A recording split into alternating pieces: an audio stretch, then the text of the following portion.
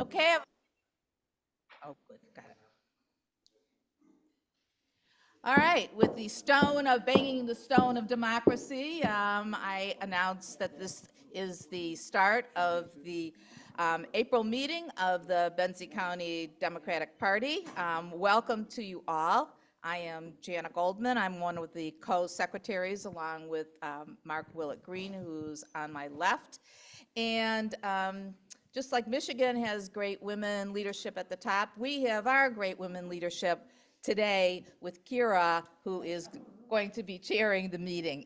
And I will be happy to turn that over to her as soon as we are through with the Pledge of Allegiance. So please stand. I pledge allegiance to the flag of the United States of America and to the republic for which it stands, one nation, indivisible, with liberty and justice for all, someday. Thank you. All right, let me turn this over to Kira. All right. I'm good, right, with this microphone? Okay. Well, thanks, everybody. Jim is here. He's just on the Zoom because we let him out of town. We don't often let him out of town, but we did. So, all right, keep thinking about that. Who's your favorite president? Don't answer yet. So, I want to thank all of the people who've brought food, specifically our coordinators of the food, Judy Bosma, and all of the people that have brought the food. We know who you are. You know who you are. We are totally thankful, but we can't name everybody. But it's delicious and wonderful to have that so that we can share it. Okay, now another thing is that on Monday, Passover starts. And so we want to acknowledge that, and we want to ask, would people be interested in attending a Seder, if not this year, it's too soon, next year, if we were to have a Seder here at the headquarters, would people be interested in participating? So I want you just to think about it and, maybe let your thoughts be known, and if we have enough interest, it would be wonderful to do that next year. Okay. So we have, next week's a big week around here. It's the week that candidates who are partisan candidates for county commission and local township offices have to file. So on Tuesday, the filing must be done, the 23rd by 4 p.m. If you woke up this morning and realized that you had a calling to serve your community, it's not too late. Go to your county clerk for commissioner or township clerk for township offices, get the form, and then you have to have some signatures of people in your district or township and get it back to the county clerk or township clerk by Tuesday. So it's not too late, but at any rate, once we have our candidates, we'll know by the end of next week for sure who they all are, and we're going to really pull out all the stops to help them get into place. So we want everybody to be thinking about what they can do to help our local candidates. And we have a few of them here. One of them, so Michael Smith, raise your hand, there he is going to be running for County Commission of Homestead. If anybody here is in Homestead Township, raise your hand and we'll get the petition to you so you can sign it. In the back of the room I'll be in the back of the room as people file out, and if you're a registered voter and live in Homestead, I will grab your arm and force your pen across the page to inscribe your signature, or you can do it yourself. Okay, and we have one other person from District 6, Inland Colfax Township District, Marie Wahadlo. right here in the front. Marie will run for county commission. Anybody in those townships, please make yourself known and sign her petition. What are the townships? Inland and Colfax. Okay. Minus the top 6.5, just little slices of. Yeah. Okay. So now, who's your favorite president? Anybody have an answer here? Greta? Obama. Say it into the microphone. Barack Obama. All right. Me too. Karen? Oh, you have to say it into the microphone, so he's coming. Oh, same one. Barack Obama. I got to make breakfast for him when I worked at Court Hard Mary. It got to make breakfast for him. Ann Arbor, cart horse, for the hotel.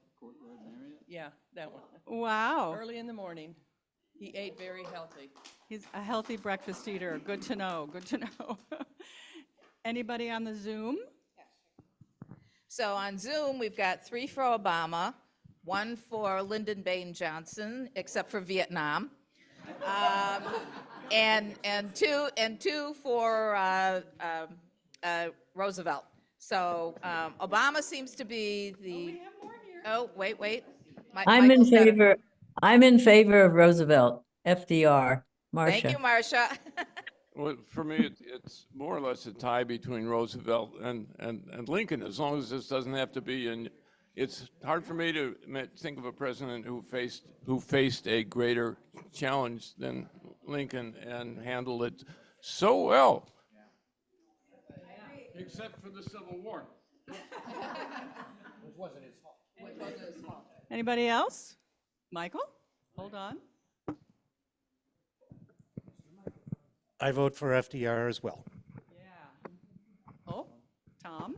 Was another Roosevelt. I like Teddy Roosevelt, just highlighting his contribution to environmental causes in the national parks. Yeah, wonderful. Okay, anybody else on Zoom that needs to speak? Don't seem to have any others on Zoom. Well, what about Truman? I mean, if that's good, Truman. I made breakfast for Lincoln. We are kind of old around here. We do have a member. We have a member who think made that, breakfast for Lincoln. Harry Truman was one of the better presidents we ever had. We have 1 vote for Truman. All right. All right. Oh. Back in the back. Greg. Eleanor Roosevelt. Oh. Eleanor Roosevelt. Good. Okay. Hey, you guys, if you can get closer to the microphone and turn it up some, that would be great. What didn't you hear? Did you hear Eleanor Roosevelt? I heard it all, but I'm straining. Oh, okay. Well, turn your volume it? up. Oh. All right. So thanks, everybody. That was fun. All right. So on to the next announcement. On your seat, you may have noticed that there are those little handbills that tell us all about the scholarship dinner coming up, right? So on not this Monday, not Seder Monday, but the 29th, we have our scholarship dinner at Cold Creek, Monday, April 29th. So we would like you to hand out these little handbills to 3 or 4 friends, encourage people to come. It's a great way for them to get to know us and to support, of course, a really great one of our efforts. And it's been wonderful to be able to give these scholarships to these students. We get to go and present them at the school and give a little spiel about who we are, and it's really a great outreach and great for the students of Benzie County who typically need all the help they can get for college, which we all know is wildly expensive. We need the microphone for you? I think I can speak loudly. It won't go to them. We can all hear you in the room. I just wondered how you select the scholars that you give the scholarships to. Yeah. Well, we have a number of questions that we put in writing and give to the schools, and then all the students who are interested in applying for scholarships, and this scholarship goes to any post-secondary education. It's not just for four-year colleges. And the students choose a subject to either write about or do an artistic answer to, and they submit them, and then the scholarship committee goes over them and decides. We have been able to give 4 $1,000 scholarships in the past year, and we think we'll be able to do that again this year. So we have another question. No, it's not a question. I reminded me that I'm acquainted with the father of one of our recipients, and his daughter is attending Northwestern, and she is doing wonderfully well. And she's happy, and he's really happy. Oh, that's so great. I think I know who that is, because she was kind enough to write us a thank you letter, and yeah, it was wonderful. So Real quick, this is Aubrey with a quick plea. For those of you who know the scholarship recipients and or those on the scholarship committee, it would be fantastic if we could talk to people who have been our previous recipients in the past year or 2 years and just have like a short little bio of them and a photo. I think that would really help our cause in trying to raise money in the future. And also just so that everyone knows how they did and what they're doing. So if that could happen, I would love that for Facebook. Thank you. okay, great. Yeah. It's super easy to take the bulletin or the flyer out of your email from Jim and put it into your Facebook. Yeah, we need everybody to get around to, I feel like I'm going to eat this thing. It's just, that's all. So we need everybody to help get people to come to Cold Creek. And this just in from Mary Roebling. It's 4:30 to 8, Monday, April 29th. Do not come at 8 o'clock and expect to get food. We will make you leave at 8 o'clock. 4:30 to 8, $35 per person, and we get 10 of it. 10 of it goes to the scholarship. The rest of it goes to the food. Included is entree of either rosemary buttered chicken, perch, or linguine primavera, salad, roll, dessert, soft drinks, tea, coffee, soda, water, and the gratuity is included. What is not included is the cash bar. There will also be some lovely music. So there you go. Please come, everybody, and bring everybody you can think of. All right, finally, you get to hear somebody besides me speak, and that will be Jan Klemp on the Zoom. Good morning, everyone. What I'm going to give a brief report on is the outstanding warm-up session we had this past Wednesday. This was for the desk volunteers. We were gratified and inspired by the bring it on attitude of the 20 Democrats who showed up for the desk volunteer warm-up and orientation.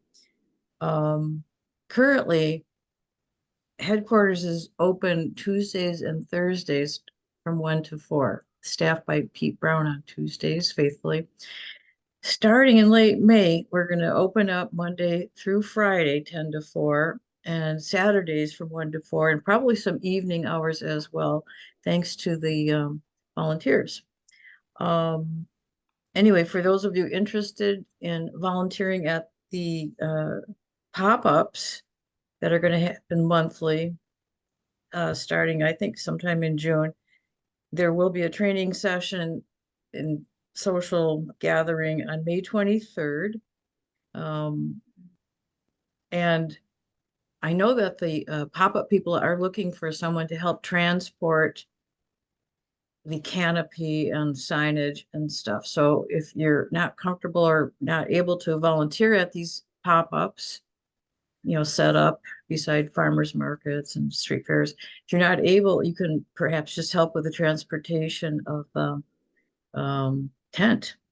And then on May 8th, there will be a warm-up orientation training session for people interested in canvassing, either door to door or by phone. And again, you don't have to go door to door and awkwardly, knock on doors. You can just drive the canvassers around. We're looking for volunteers for drivers. And if I were there right now, I'd be passing out volunteer forms. We have paper volunteer forms in a blue folder in front of the front desk. The folder has two sides. We've got empty volunteer forms, and then after you fill it out, if you could put it in the right side of that blue folder. We don't have fillable forms on the website yet, but that's coming for both membership and volunteering. And I will leave my contact information in the chat. I'm the volunteer coordinator, so anyway, go ahead, volunteer. That's it. Bye. And here's our next person. Thanks, Jan. I'm so thrilled that we have a new volunteer coordinator. It's just wonderful because I used to do that and now I don't have to. But I'm still here a lot. I wanted to just put in a plug for the May 8th session, the canvassing session for both door-to-door and phoning. Mike Ross is our canvasser guy, and it's going to be interesting this year because we'll be offering different types of canvassing, some different types of scripts for people. So we might be working in the doors and the phones for a candidate. We might be talking about how to register. We might be talking. Chris, louder, closer to the mic. It's right there. Can you hear me? Yes. Okay, cool. We might be talking about different issues and such, all of the above. So I think it's going to be very interesting. So if you're interested at all, come, and we'd really like your input on the kinds of canvassing you would like to do. I have one other little tiny thing to steal for 2 seconds. It will be 5 o'clock, May 8th, and it'll last till 6:30, and it'll be here. A couple months ago, and I was calling out people who were lookouts, the folks that do the recording of the minutes out in the townships. I sang the praises of the person who does all the editing and all the posting and a lot of the behind the scenes work. And she happens to finally be in the room now that she's come out of the Bahamas. And I want to award our pen and pin to Deanne Law.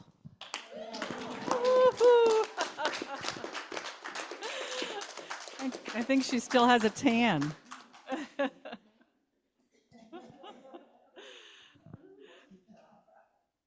Is that all, Chris? Okay.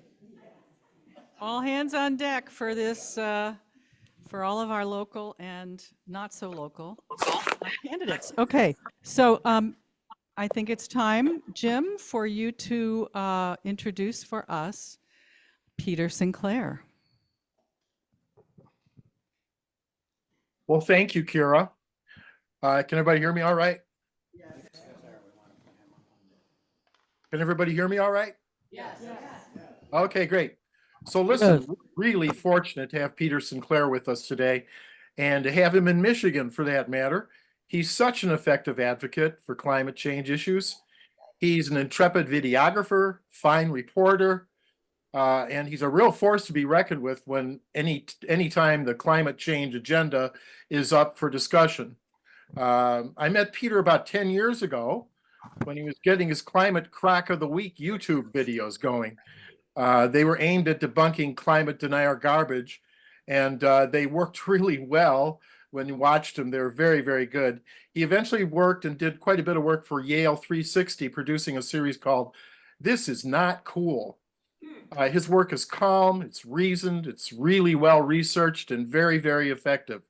It's one reason many farmers are now asking for his help getting clean energy projects onto their property in the face of very rabid opposition, which is what you're going to hear about this morning. Peter was with us once more back in 2020 as COVID was wiping out our live meetings and we were trying to keep them going anyway.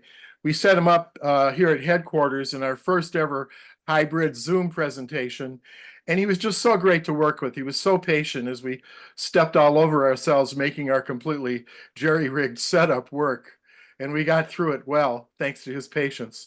So I'm so glad to know him, so proud to call him a friend, and so happy to welcome him today to Benzie. So please, a very warm Benzie Dems welcome for Peter Sinclair. Thanks, Jim. I know. Thank you so much. So I think we're going to have a presentation here. Somebody's got my slides. Yep.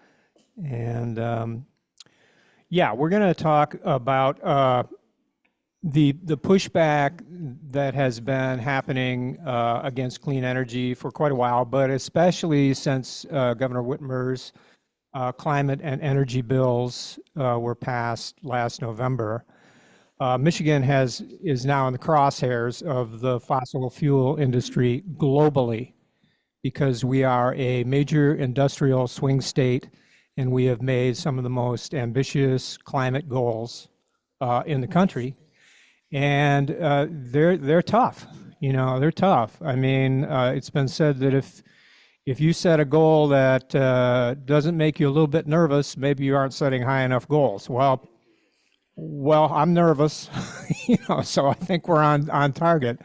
But I'm going to start out here with some samples of the interviews that I've done with farmers, and I've talked to farmers across the state, and the stories are incredibly similar.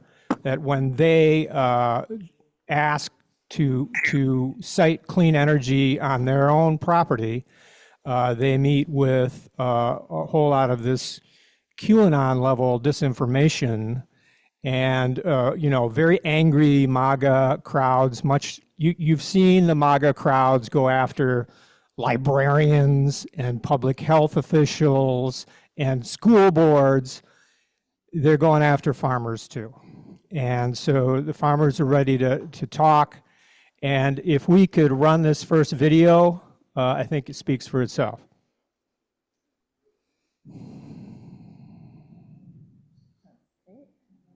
There are these organizers that come in that are totally invested in the destruction of wind and solar and the destruction of local communities that might support it. Can you make it louder? Those people don't have good intentions, and those people have a certain agenda. Those people come into these rural communities and tear them apart and leave. That's real. These either national groups or state level groups that come in and help these advocates organize, and they have a template. All the signs that they put up on the roadside and all the websites look the same, and they're the same stock photos of a wind turbine on fire that have been used hundreds and hundreds of times over. If you look at the things that are being presented on our community, you'll see those same exact tactics, whether it's in Ohio or Indiana or wherever you're talking about. Same exact information being shared Facebook to Facebook, same stuff being shared at township meetings. That's the scary part. I honestly don't think that the neighborhood people thought this up by themselves. I said right from the start that you guys are being coached. A lot of the stuff that they ask, you like, where'd you hear that from, or how do you know that, or you know, they're being coached. I'd been on that Palace Planning Commission for the 20 years or whatever. We had never had an issue such as this come to be, and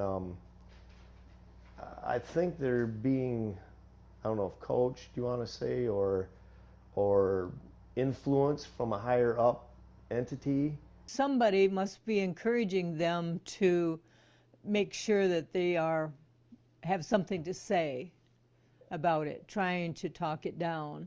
And they have this set piece where they come in and they tell these groups that they have to overwhelm the townships with emotion and flash mobs and near riots and yelling and screaming and intimidating local elected officials, intimidating farmers, intimidating anyone who stands up for property rights and stands up for what we believe might be the future.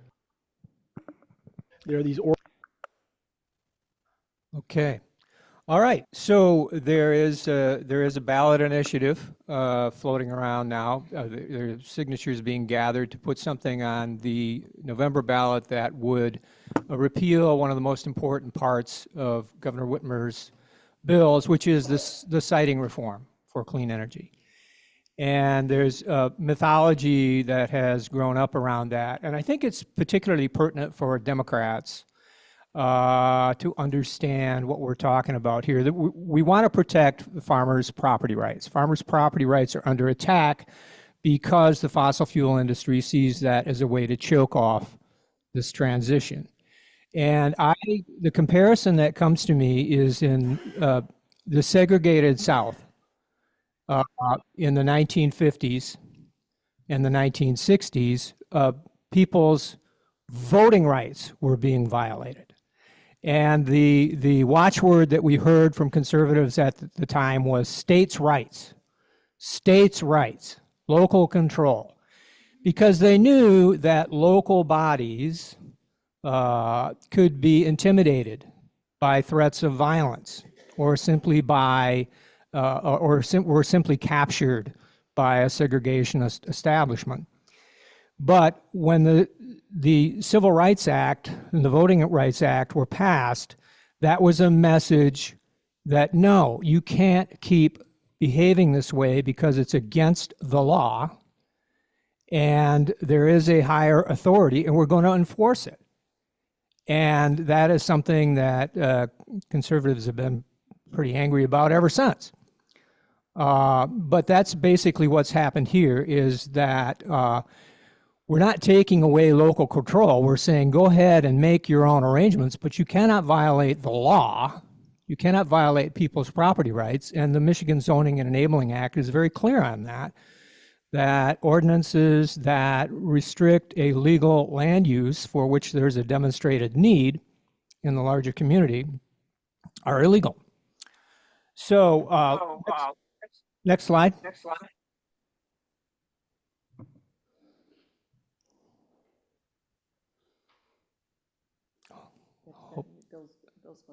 Okay. All right. So we've got this guy, Kevin Martis, who's developed quite a name around the state and around the Midwest.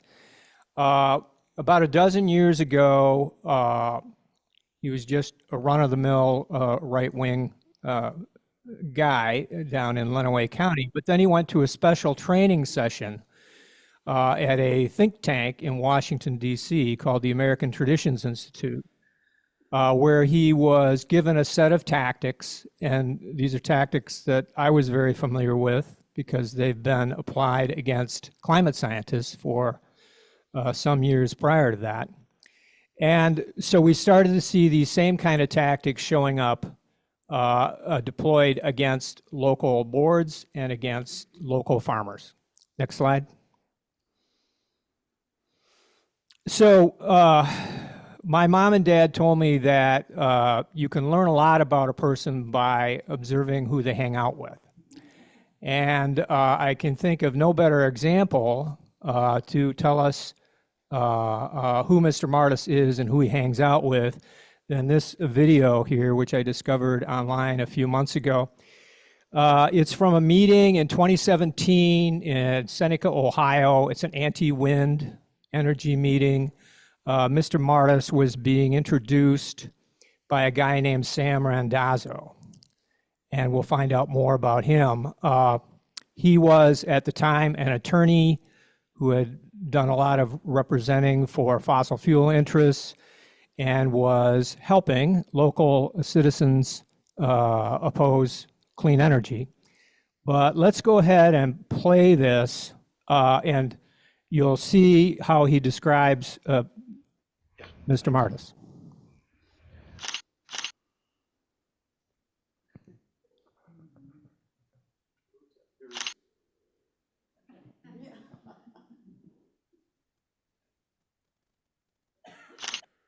Hello, my name is Sam Randazzo, and I'm from Ohio, where we're still celebrating the victory last November. But there is a hero among you, and Kevin Martis is that gentleman. He has done more to educate legislators, average citizens, local officials about the experiences of people that have lived near wind farms than any other single human I'm aware of. And he does it because of his passion. So you're very lucky to have him here this evening. and he inspires me quite often. I represent the Greenwich Neighbors United group that has been toiling in the trenches for almost 5 years now as a result of a project that is proposed very near the town of Greenwich. And I'll talk a little bit more about the experience from that case. I am not paid by the Koch brothers. In fact, I'm lucky to get anything in the way of payment. New developments today in the ongoing federal bribery investigation involving Ohio's billion-dollar bailout of FirstEnergy's nuclear power plants in 2019. Today, the former head of the Public Utilities Commission of Ohio surrendered in federal court. Sam Randazzo pleaded not guilty today to bribery and fraud charges in connection with a $60 million bribery scheme that also sent Ohio's former House Speaker to prison for 20 years. The FBI says Randazzo accepted more than $4 million in bribes from FirstEnergy for his future help at the Utilities Commission. Governor Mike DeWine personally picked Randazzo as the state's top utility regulator 1 month later. Former Speaker Larry Householder was sentenced to 20 years in June for his role in the scheme, and the former chair of the Ohio Republican Party, Matt Borges, was also sentenced to 5 years in prison. If convicted, Randazzo faces up to 20 years in prison. So Mr. Randazzo was scheduled to testify under oath in coming weeks, and possibly we could have learned an awful lot about his relationship with Mr. Martis and Mr. Martis's relationship, which we know goes back quite a way, with all of the folks in Ohio who are involved in this utility space.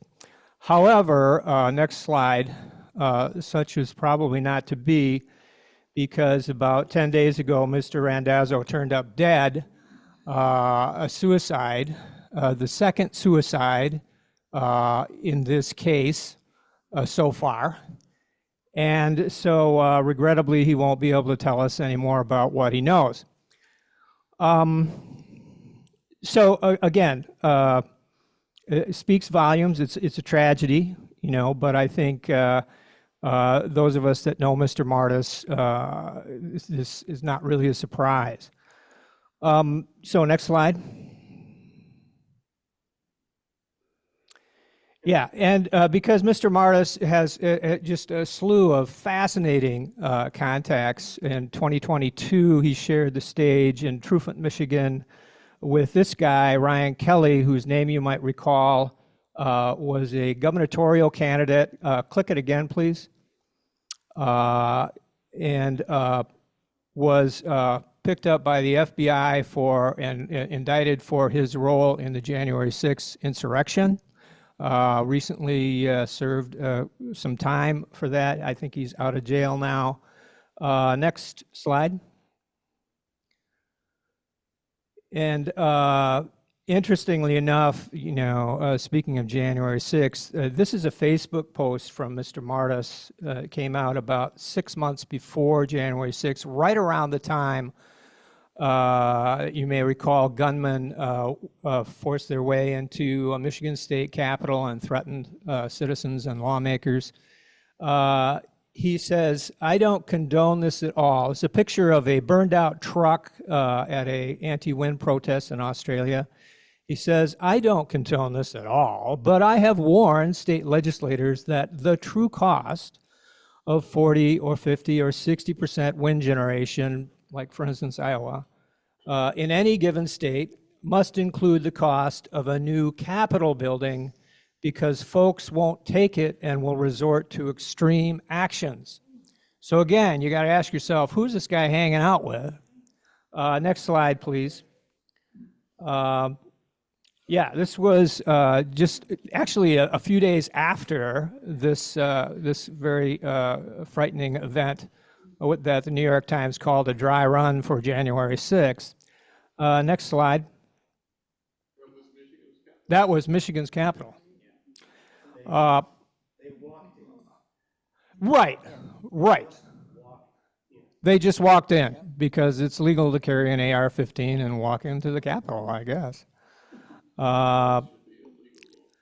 But just to give you another example, leading up to the passage of Governor Whitmer's energy bills, we saw just an explosion of disinformation on social media. And one of the main vectors in Michigan was this guy, Matt Maddock, who some of you may know is a legislator. Click it again, please. He is married to Michon Maddock, who is one of the indicted so-called fake electors that were trying to steal the election here in Michigan and nationally. So the connection between the fossil fuel industry, the anti-clean energy movement, and the anti-election movement is very, very strong and consistent, and we see it over and over again. Next slide, please. So we have some good journalists in something called the Energy and Policy Institute, and I've talked to some of these guys who are looking into this ballot initiative campaign. Mr. Martis, shortly after the passage of our clean energy bill, set up something called Our Home, Our Voice, a website and a Facebook page. And click it again, please. And and they said that they had found a close link between this group and a political consulting firm that also represents oil and gas pipeline companies in the state. And go ahead, and next slide, please. So Mr. Martis told the legislature that Our Home, Our Voice is a pure grassroots coalition of local officials and private citizens dedicated to protecting Michigan's long-standing right of local regulation. Next slide, please.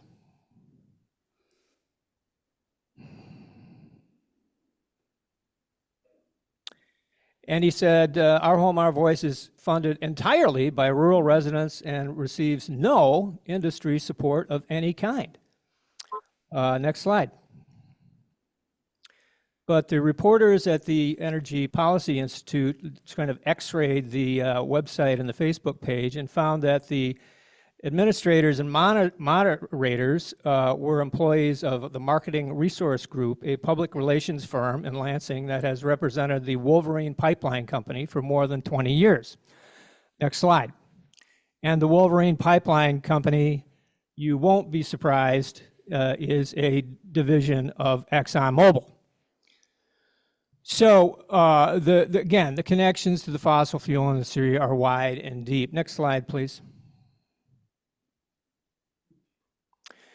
And this is significant that it's a pipeline company because this whole ballot initiative is based on a fiction that the governor's energy bills cause some kind of loss of local control. And the ballot initiative is specifically designed to push back these decisions down to the local levels where, like the segregationists, the threat of violence and the threat of intimidation at the local level were causing a whole lot of these boards to simply pass what are called exclusionary ordinances that were screening out wind and solar. And it's specifically, the ballot initiative is specifically targeted at wind, solar, and battery storage. But in fact, there are some activities that do override local control and have for many decades. They include gas pipelines. They include fracking. They include oil wells, all of which are permitted at the state level, not at the local level. But the ballot initiative has nothing to say about those. Those are fine. Those are encouraged. Those will remain in place. So the motivation here and the impetus is entirely transparent when you look closely at it. Next slide, please. And this is kind of fun. So just a little background. If you have a gas pipeline project, you can go to a local community and typically, you know, out of courtesy, they will tell the local community what they're going to do. And you may get a little bit of a heads up that they're coming through and possibly some input into the routing of a pipeline. But basically, they're coming through because they have something called eminent domain, okay, which is specifically something that the governor's energy reforms rule out insofar as wind, solar, and batteries. No farmer will ever have a wind turbine or a solar farm or a battery storage facility that they don't ask for, sign a contract for, and get well rewarded for, okay? But the folks that are out gathering signatures for this ballot campaign tend to be kind of a motley crew of very right-wing conspiracist people who believe this is some kind of a government plot to take all of our stuff, you know. And so we have some interesting video here that was shot by some friends of mine of some signature gatherers down in Ann Arbor, and they kind of engaged them in a conversation and got them talking, and wow. So let's just play this and see what happens. So like right now, if you have property and all of a sudden they say, hey, we want to build a solar farm at your house, guess what? You're moving, we're building a solar farm, eminent domain. It's about eminent domain. They can take your... Yep. She took away the local municipalities' authority to oversee wind and solar and nuclear. Oh. Like your zoning. She took over zoning. That's crazy, isn't it? Do you have a lot of signatures on that? We got every county here. Every county.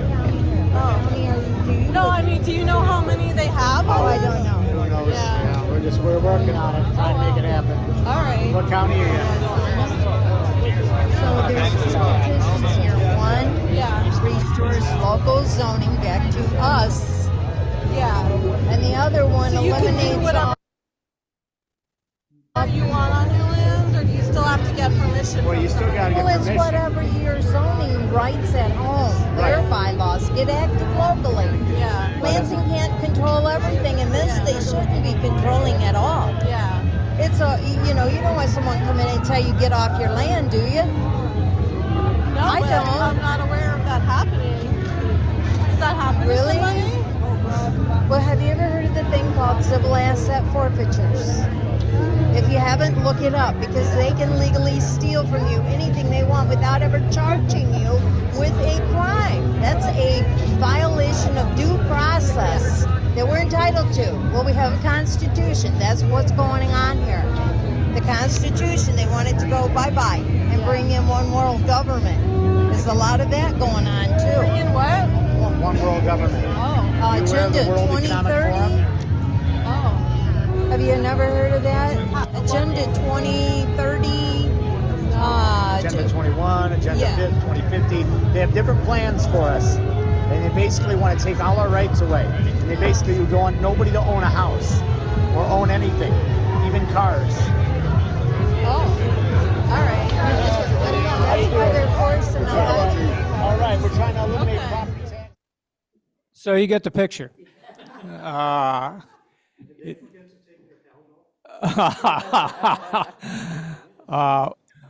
Well, it was recorded at the Hash Bash, so you know anybody's guess. I wanted to be there. I really wanted to be there. But anyway, so next slide, please. Right. So just to remember, click it again. This initiative is not about local control. It is about Exxon control, and I hope you will decline to sign. Click it one more time, please. Oh, yeah. This is latest breaking news. A complaint has been filed in regard to a possible violation of campaign finance laws against the Our Home, Our Voice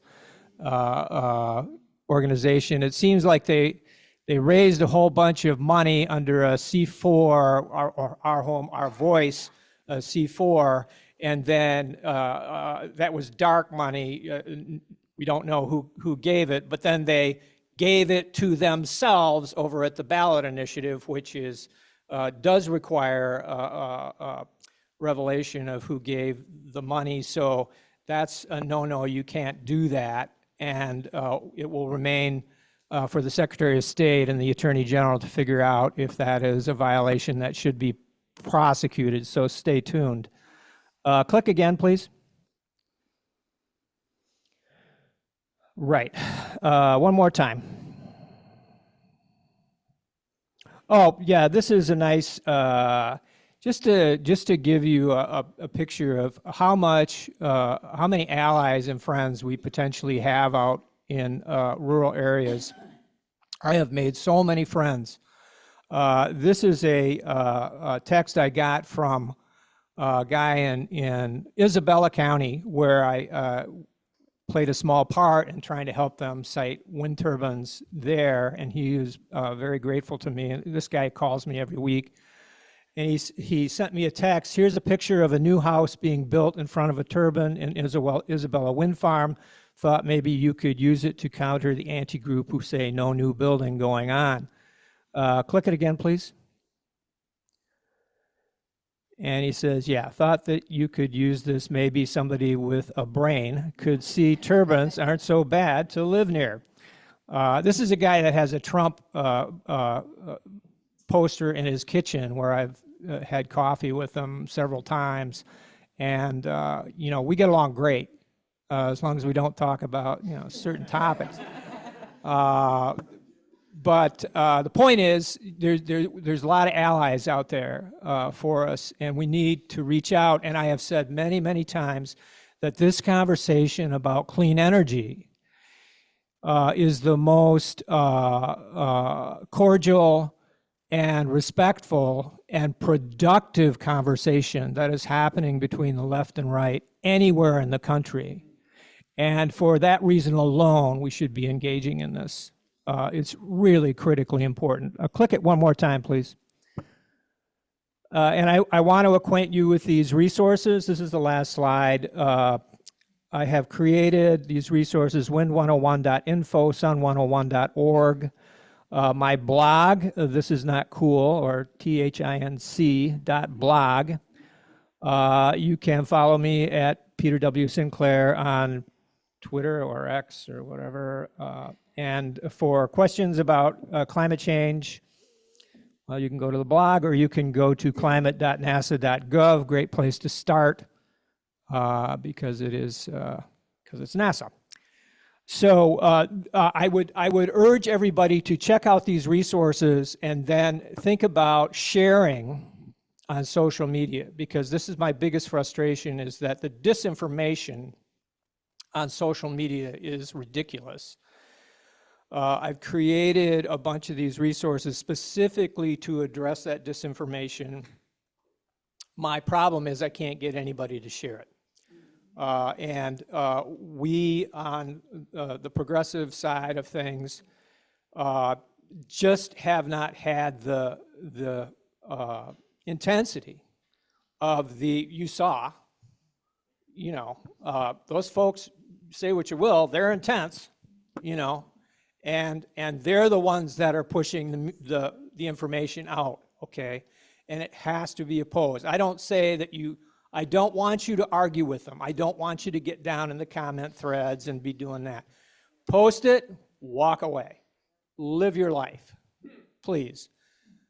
Come back a few days later, post something else, walk away, okay? Do not engage with trolls, but provide good information for those folks that may be following. And if you do attract some trolls and they give you some engagement, more power to them. That's how we get this messaging across. But by all means, engage with these resources, spread them. And again, thank you so very much for allowing me to speak. Maybe next time we can talk more about climate change when we have more time. So much to say about that. But thank you so much for coming out, and appreciate you.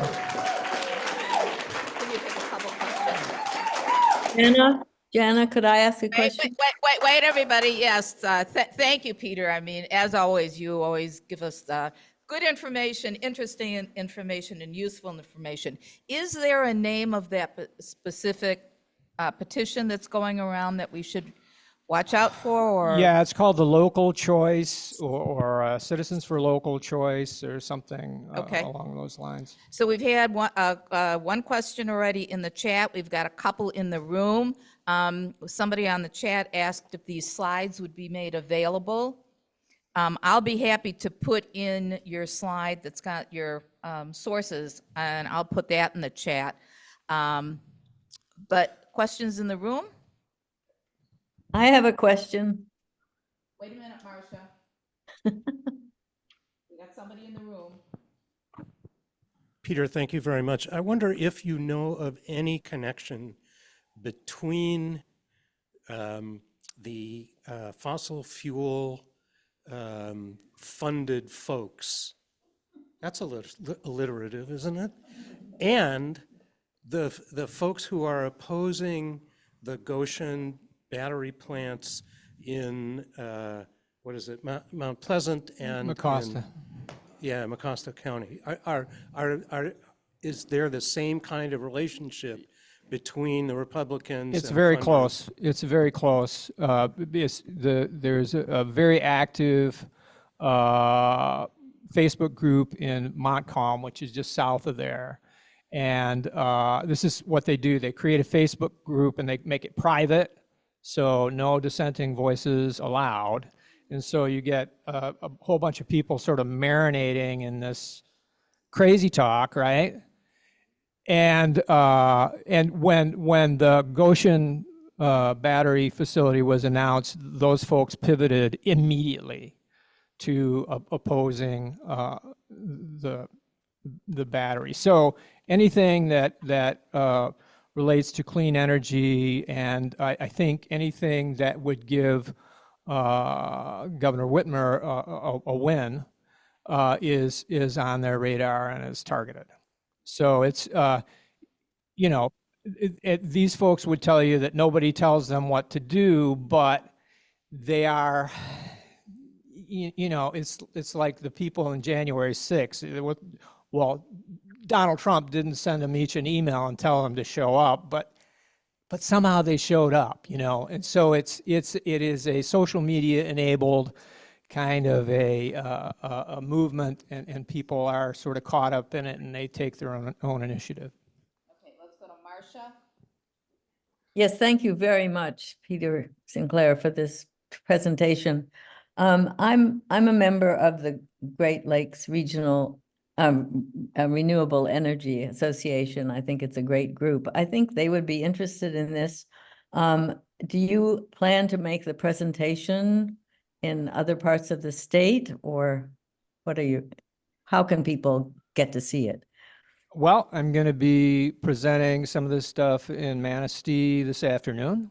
I'm going to be, I have heard from a lot of people that want me to come. I'll be talking to Benzie Dems next week, and Ann Arbor Dems the following week, or Washtenaw Dems.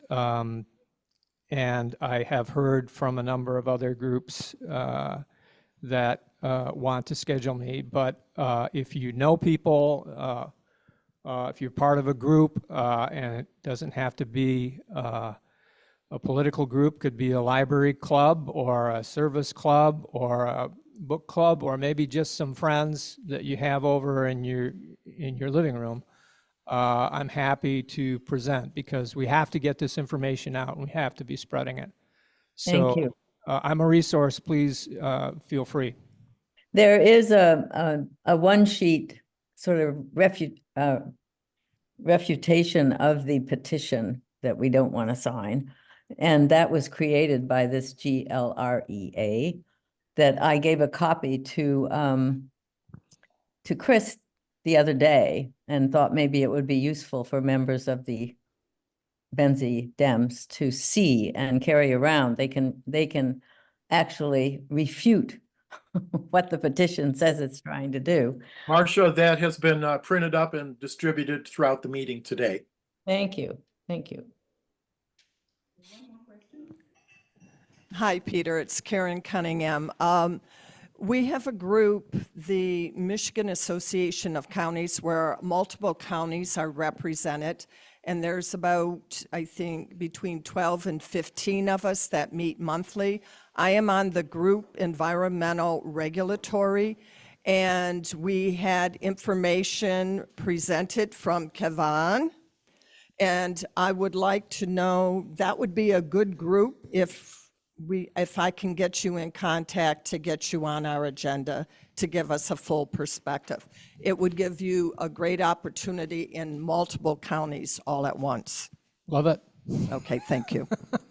Okay, I'll let you guys connect after the meeting because we need to move on.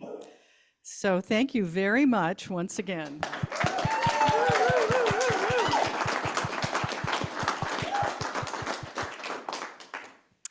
Okay, we have yet another fabulous presenter today, so much going on.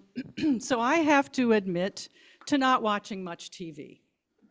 So when I heard that Hill Harper was running for Debbie Stabenow's seat in the US Senate, I simply thought, wow, that's a nice name. But most people probably know that he's an actor in shows such as The Good Doctor. But if that's all you know about Hill Harper, you don't know Hill Harper. So it turns out that he is a Harvard-educated lawyer who happens to have a well-known classmate at Harvard Law, and his name is Barack Obama. And so during Obama's campaign for president, Hill Harper was a top surrogate for him. He's an author, a union organizer, a founder of a charitable foundation to empower marginalized youth, and perhaps the most laudable of all, he's a single father. So now that I've told you all about who he is, we want to hear from him and hear why he wants to run for Senate, to add to that amazing list of who he is. So Hill Harper, please talk to us. Hey, everybody. Hi, how are you? It's wonderful to be here. Thank you so much for having me. And I'm so happy that I got to get in on the end of Peter's, what he had to add. And he actually mentioned Hash Bash.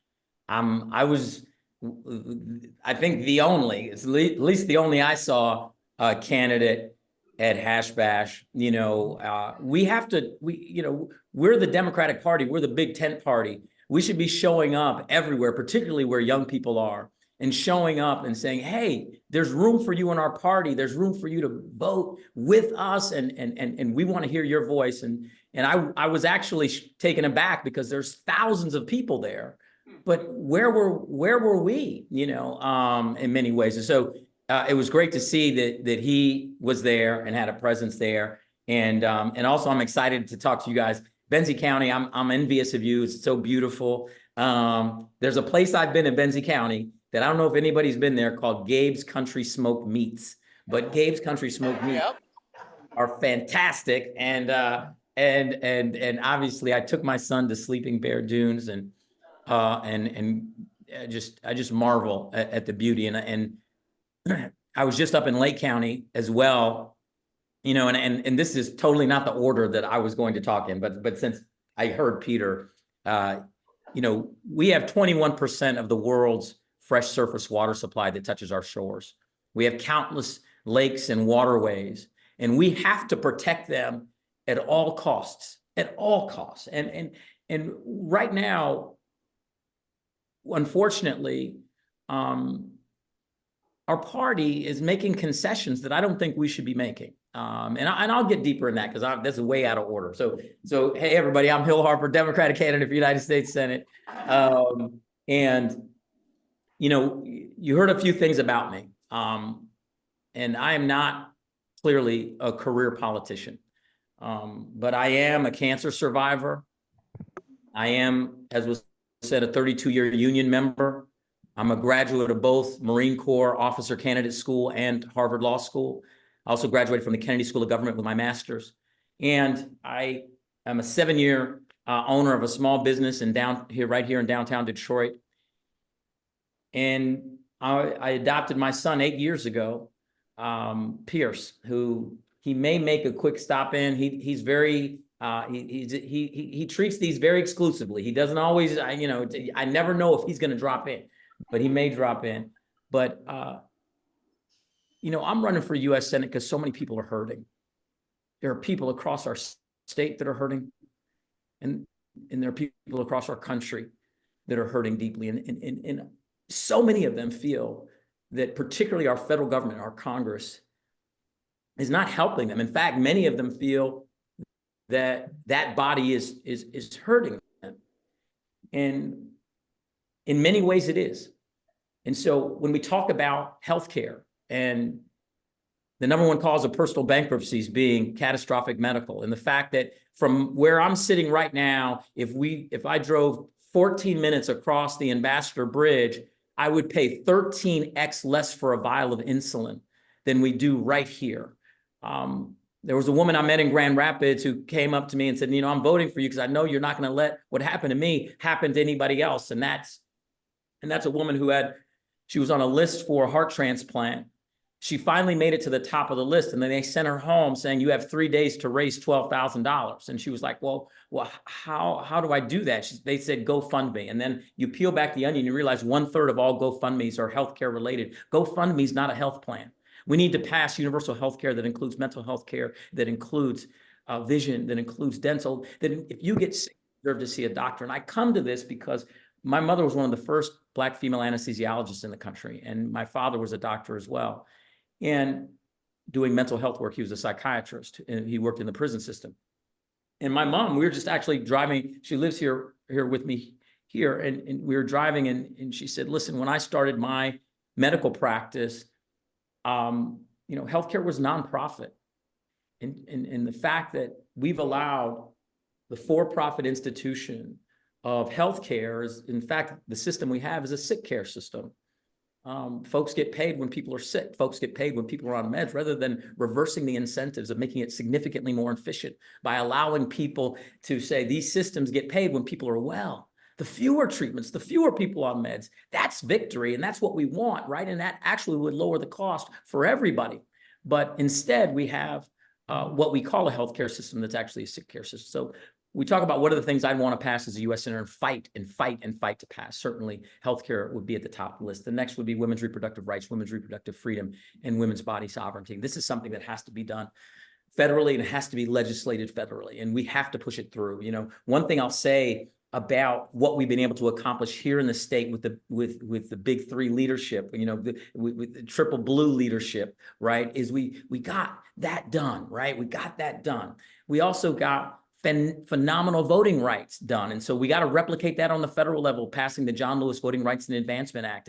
And what we're seeing, the gerrymandering we're seeing across the country, whether it's actually here in Michigan, or if we're seeing it happen in Alabama right now, in Tennessee, in Florida, and all of these places where we're seeing people's voting rights being stripped away. The Voting Rights Act of 1965 has been completely gutted. We have to get that done.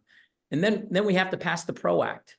I was elected to the national board of my union by my entire national union membership, and I negotiated contracts for my union, and we have to get that done.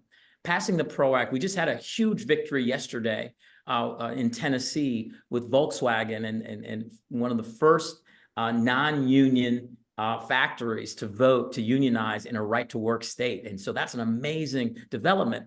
But if I'm elected to the United States Senate, I would be the only active union member in the Senate. We're already down to 6% union membership in the private sector. And unions need a voice in that 100-person body.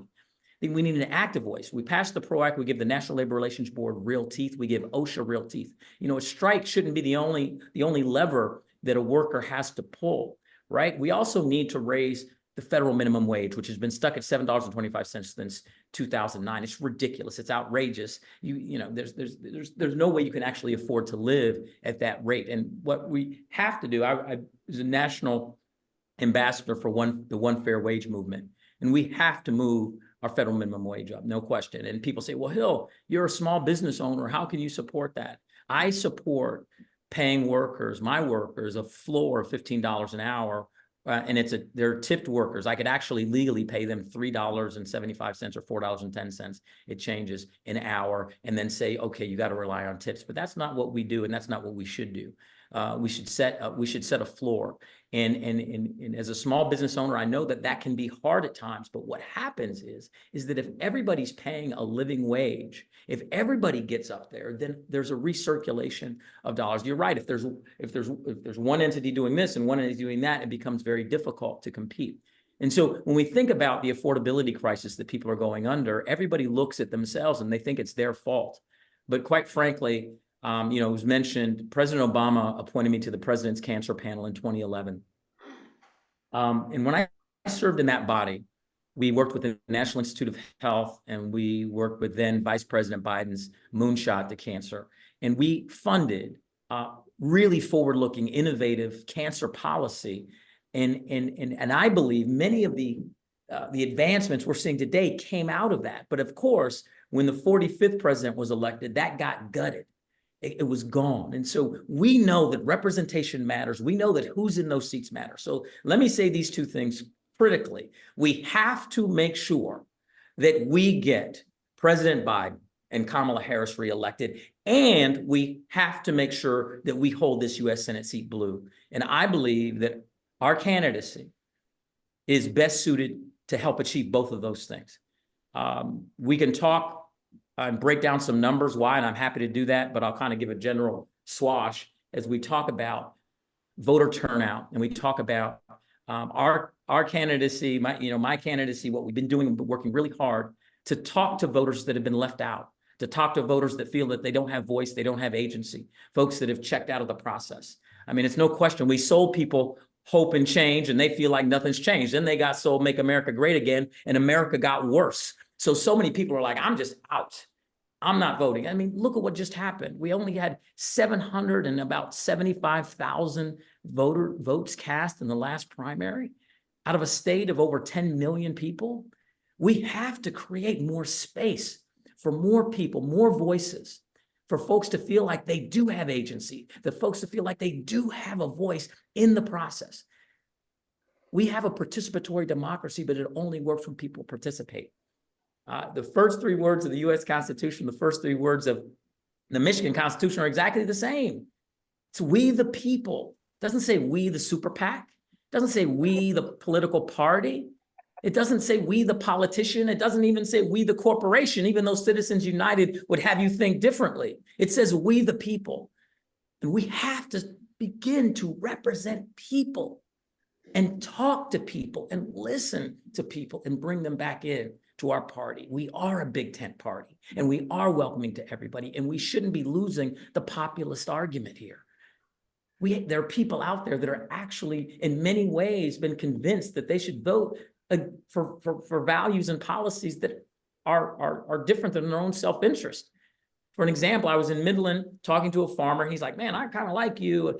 And I said, well, what do you want? I mean, fundamentally, let's strip everything away. What do you want, out of your government? And what do you want out of your life and your community? He said, listen, I want a safe, quality place for my kids to go to school.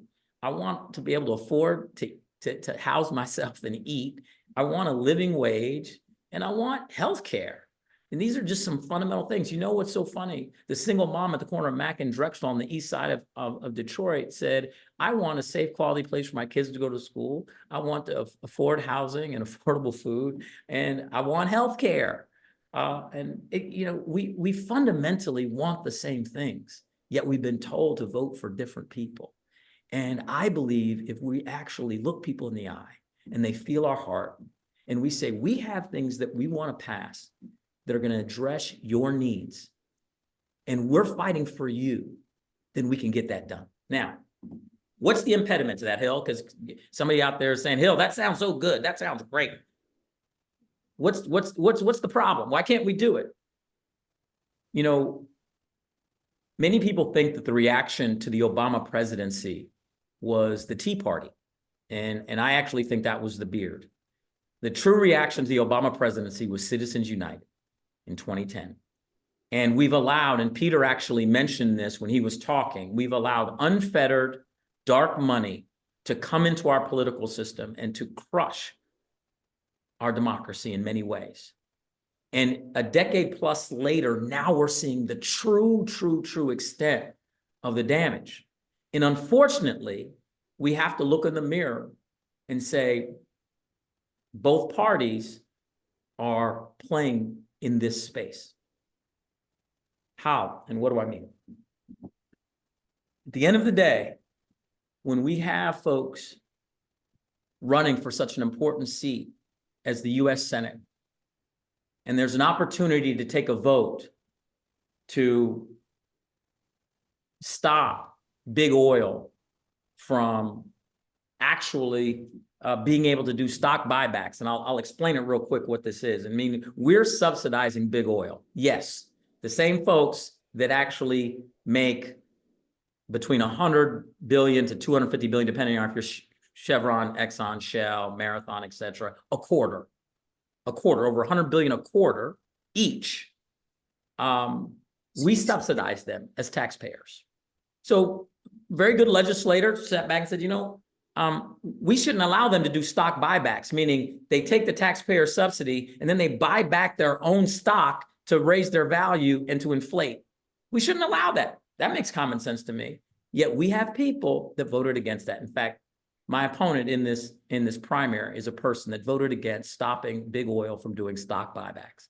This is an example of many of our representatives, to be quite honest, were bought.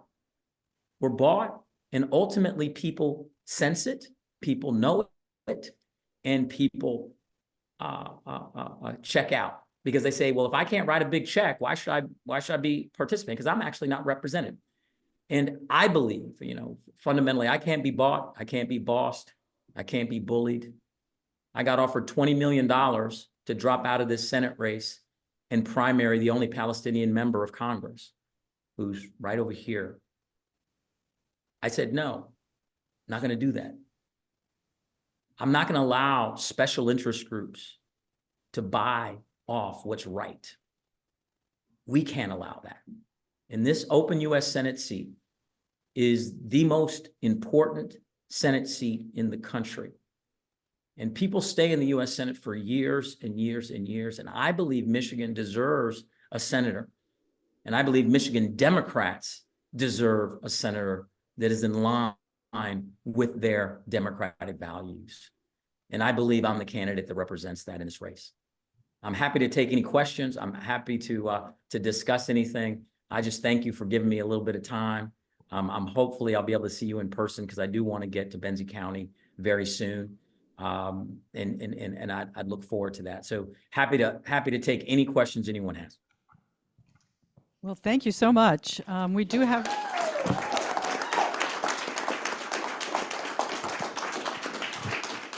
We do have some questions here, and put them in the chat if you do. Okay. But go ahead, Berta. Hi, mine is not a question, but I love everything you had to say, and that's great. I think Debbie Stabenow would be wonderful. She'd be so happy to pass it right over to you. And the only thing I have to add is that we need to get rid of the Electoral College, and we got to have the popular vote win, and I hope you're one of them. Love you. Well, thank you. And let's talk about that. Let's talk about that real quick. A couple things. I mean, I think that we all understand that the Electoral College, just like the filibuster, are holdovers from slavery. And it was to give a minority group power. And let's be honest, I probably shouldn't say this because I know you're recording it, but I'm going to say it anyway because I got to tell the truth. So is 2 Senate seats per state. I mean, let's think about it. Wyoming, North Dakota, South Dakota have fewer people in them than Metro Detroit. And I bet you if you go Benzie County plus Grand Rapids, certainly fewer people. And they each have 2 senators and 1 congressperson, each state. Okay. And so California has 40 million people and they have 2 senators. So I think we all understand that the Electoral College as well as Senate does not necessarily create the most representative, and the popular vote is much more representative of that. But we can take it even further. We can talk about the Supreme Court. When the Supreme Court was set at 9 people, and remember, 9 isn't constitutional. So I want people to understand that. My constitutional law professor in Harvard would always talk about this. He would talk about the power of the Senate, and he would talk about how many justices. It's not constitutional. It was set at 9 when there were 38 million people in the United States. Now we are 10x that number, plus a number of folks that are uncounted, a huge number of folks that are uncounted. There's no question that expanding the body of that court to make it just much more representative of everybody and everybody's voices is something that needs to be done. And they also could handle a higher volume and get this work done. Some people talk about expanding to 13. I'm more an advocate of expanding to 15. But you're absolutely right. There are things that are holdovers. But how do we get any of this done? Is ending the filibuster. We have to. I want to be the 51st vote to end the filibuster. The fact that Kristen Sinema has stopped us from being able to do this so we could codify women's reproductive rights, so we could pass the John Lewis Voting Rights Act, so we could get universal health care done, so we could get these things done. We'll never, ever get them done if the filibuster is in place. And that's why we as Democrats have to hold the line, and we have to use the words end the filibuster. When you hear folks say reform the filibuster, that's again us sticking our toe in a problem rather than actually saying we're taking the line to make sure we get this done and we're going to fight to end the filibuster, not reform it. We have to take that line. So thanks for that.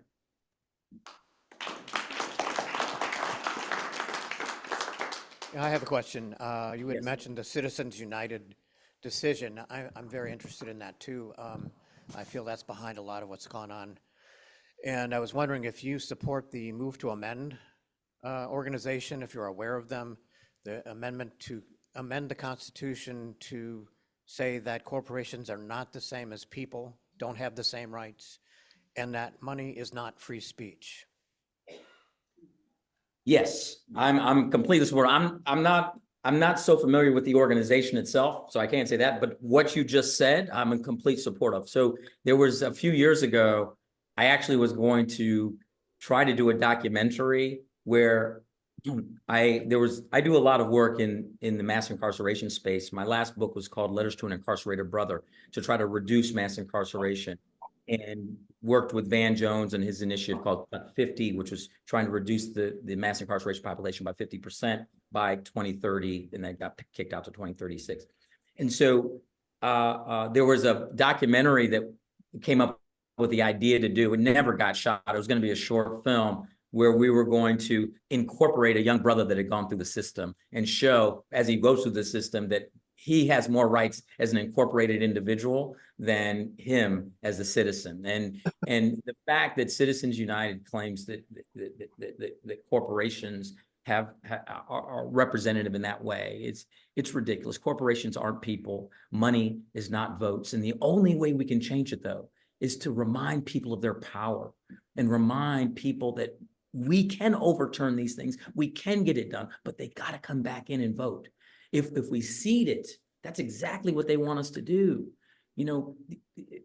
People, the highest level of turnover and change is when more people vote. When fewer people vote, the status quo always wins. And so if we're going to change Citizens United, we got to get people back into the process, and we got to speak to them like they're valuable, because they are, and they've been convinced that corporations are more valuable than them, because that's literally what the ruling says, right? So we have to say, no, it's not, if you vote and we take back our government.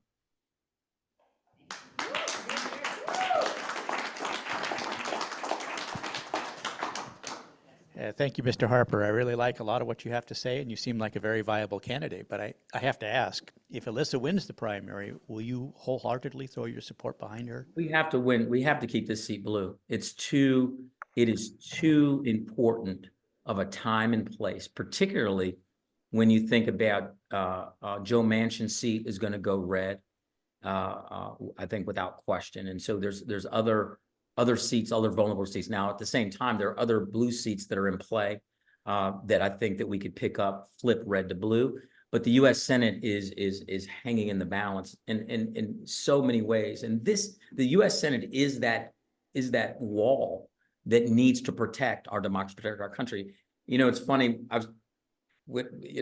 My constitutional officer, this is what he would say, and I'm sure you all know this because you very sophisticated, but you probably don't remember you may remember there was a cartoon way back on Saturdays where you go, I'm just a bill. Yes, I'm only a bill sitting on Capitol. So remember, the Supreme Court rules on the constitutionality of what the Senate passes. The executive branch of the president either signs the law or vetoes what the Senate passes. The House of Representatives, our 13 House members here in this state and across the country, send a bill to the U.S. Senate that can be amended and sent back.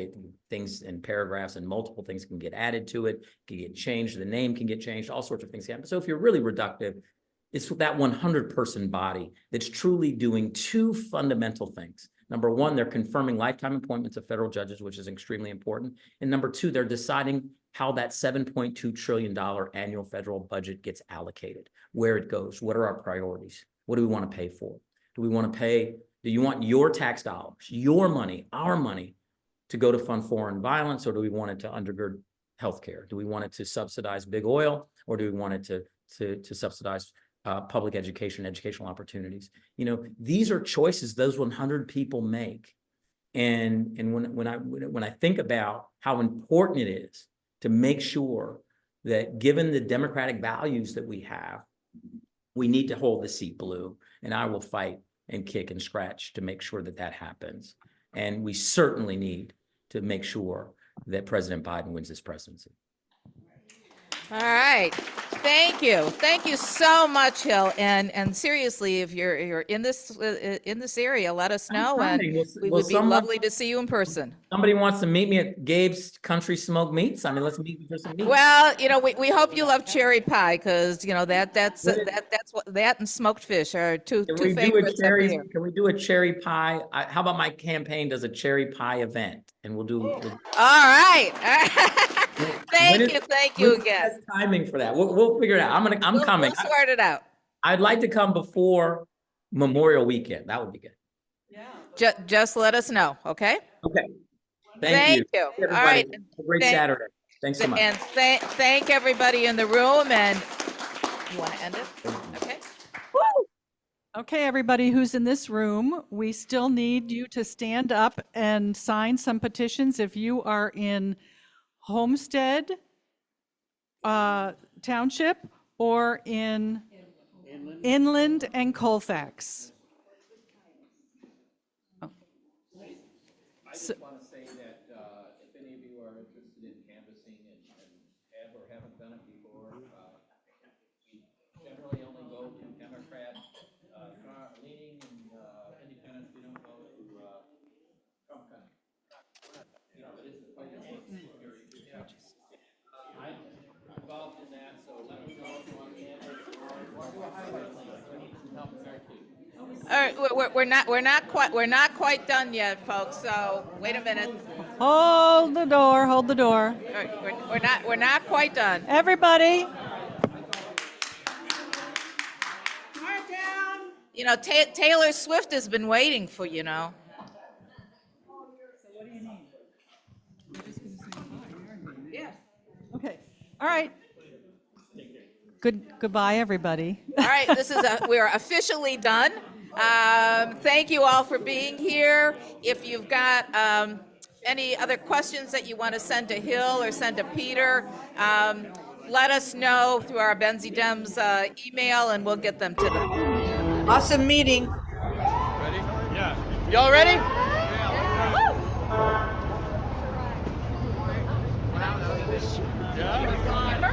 And 1, 2, 1, 2, 3, 4.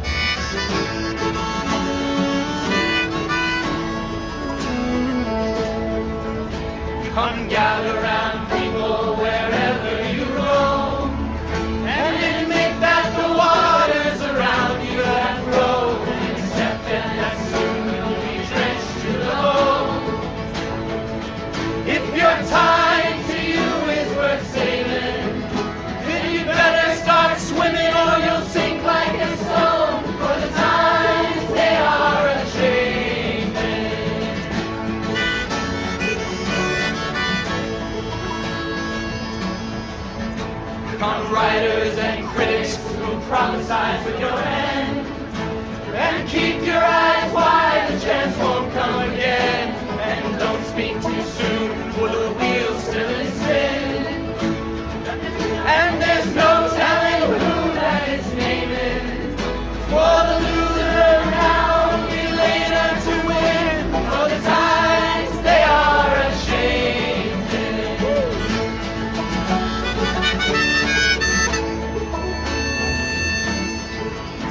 Come senators, congressmen, please heed the call. Don't stand in the doorway, don't block up the hall. For he who gets hurt will be he who has stalled. There's a battle outside and it's raging. It'll soon shake your windows and rattle your walls. For the times they are a-changing.